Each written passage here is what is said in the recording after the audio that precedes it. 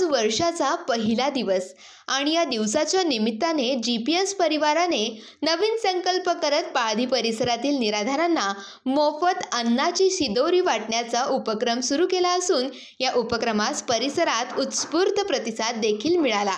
जिल्ह्याचे पालकमंत्री गुलाबराव पाटील यांच्या मार्गदर्शनाखाली व जिल्हा परिषदेचे प्रतापराव पाटील यांच्या कुशल नेतृत्वाखाली चालणाऱ्या GPS मित्र मंडळाने आतापर्यंत विविध उपक्रम राबवत आपल्या मंडळाची छबी परिसरातील नागरिकांच्या मनावर उमटवली आहे। जनसेवेचे सातत्य असलेले एकूण सदस्य 100च्या जवळपास असून शिदोरी वाटण्याचा मान परिसरातील पत्रकार व श्रीराम ज्येष्ठ नागरिक मित्र मंडळाला दिला होता। यावेळी जिल्हा परिषद सदस्य प्रतापराव पाटील, माजी सभापती मुकुंदराव नंदवरे, माजी सरपंच शरदचंद्रजी कासट, श्रीराम ज्येष्ठ नागरिक मित्र मंडळाचे सर्व सभासद या ठिकाणी उपस्थित होते।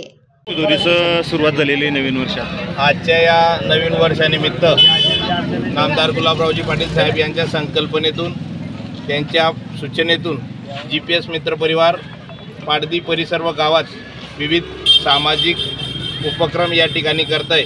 तर GPS ग्रुपच्या वतीने रोज 100 लोकांना ही आनंदाची शिदोरी या ठिकाणी देण्यात येणार आहे।